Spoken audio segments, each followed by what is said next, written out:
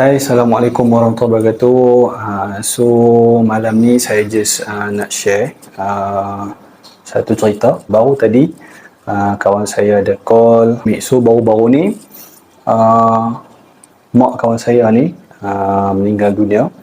Jadi, anak-anak ni dapat tahu lah. Anak-anak dapat tahu yang mana mak mereka ni ada ambil takaful ataupun insurans sebelum ni. Cerita dia yang mana mereka kontak dengan ejen tu. So tanyalah, boleh tak macam nak tuntut pampasan ataupun apa-apa saja benefit yang daripada insurans atau takaful yang mak dia ambil tadi kan.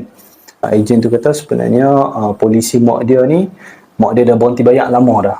Bila mana mak dia dah berhenti bayar lama dah, and then polisi mak dia ni pun dah lapse lah. Bila mana polisi dah lapse, jadi apa saja benefit, apa saja coverage yang ada pada insurans ataupun polisi yang mak dia pernah ambil itu memang tidak akan dapat lah ataupun tidak akan diberi kepada pihak keluarga tersebut.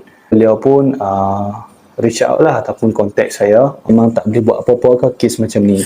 Jadi daripada cerita yang saya dengar, daripada apa yang dia laporkan kepada saya, jadi saya faham dia macam ni lah. Dulunya mak dia memang pernah ambil insurans dan juga takaful. So mak dia mencarum lah dengan pihak takaful selagi mana mak dia mencarum, jadi mak dia dikira orang yang di bawah perlindungan takaful lah. So apa saja benefit yang mak dia ambil berdasarkan plan takaful yang mak dia pernah ambil, so mak dia akan dapat lah sekiranya berlaku sesuatu risiko pada mak dia lah. So takaful ada pampasan kematian. Jadi bila mana nak tuntut tak boleh disebabkan polisi tu dah lama lapse. Mak dia dah berhenti bayar lama dah. Mak dia dah berhenti bayar maybe dah 5-6 tahun dah lah. Dah sangat-sangat lama. Walaupun dah berhenti bayar takkan tak dapat apa-apa. So saya pun nak buat penjelasan sikit lah supaya anda di luar sana tidak kata apa, tidak rasa pelik dengan situasi macam ni dan juga tidak ada rasa terkejut. Okey, bila mana kita mengambil takaful ataupun insurans, daripada mula kita ambil, kita dah dikira membuat satu perjanjian dengan company takaful itu sendirilah. So wakil dia adalah ejen dia.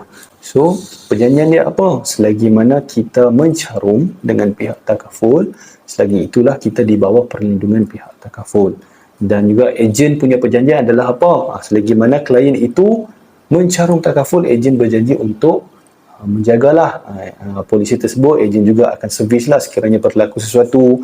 Kalau klien tu ambil medical card, so ejen akan assist klien tu untuk masuk hospital, termasuk juga masa pampasan kematian lah.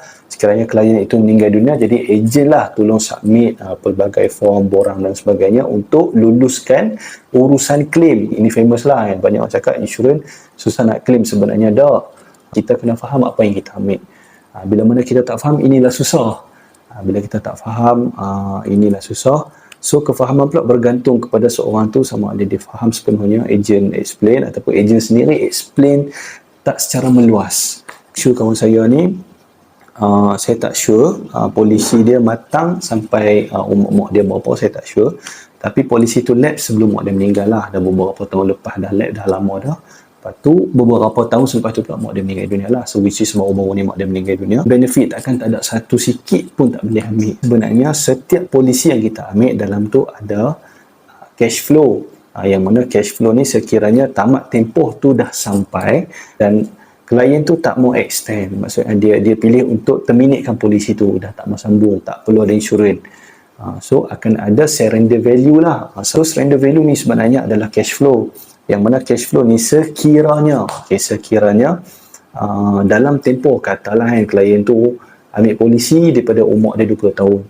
So dia ambil polisi sampai umur dia 70 tahun.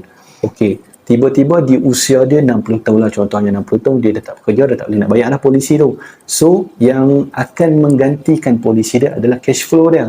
Walaupun dia tak bayar, tapi cash flow yang ada dalam polisi tu akan sambung bayar. So maksudnya polisi tu still hidup sebab ada cash flow. Tapi cash flow ni tak lama, dia tak akan stay lama. Sebab bergantung kepada berapa yang ada dalam tu lah kan. So cash flow ni hanya membantu. Tapi bila mana cash flow pun habis, and then kita pun dah tak sambung bayar, jadi polisi tu akan lapse. Bila mana polisi tu lapse, jadi tak ada apalah, surrender value tak ada, pampasan kematian tak boleh dapat, nak tuntut claim semua tak boleh sebab polisi dah pun lapse. Saya sangat simpatilah terhadap kawan saya. So tujuan saya berkongsi pada malam ini supaya at least ramai orang tahulah berkenaan insurans dan takaful. Benda ni sebenarnya tak susah, tak susah. Cuma masalahnya ramai orang tak faham. That's why kita cuba fahamkan, kongsi benda ni supaya at least ramai di luar sana ada kesedaran. Insurans dan takaful sebenarnya adalah membantu. Kita nak bantu. Dalam masa kita nak bantu tu, so pihak masyarakat juga perlu faham apa yang kita cuba nak bantu. Alright, so itu sahaja daripada saya. Harap-harap kisah ni jadi satu tauladan dan juga bermanfaat kepada kita semua. InsyaAllah sekiranya ada lagi perkongsian yang saya boleh berkongsi selepas ini, saya akan berkongsi lagi lah. Jomlah sama-sama kita sedekahkan Al-Fatihah kepada mak kawan saya itu tadi. So, Al-Fatihah.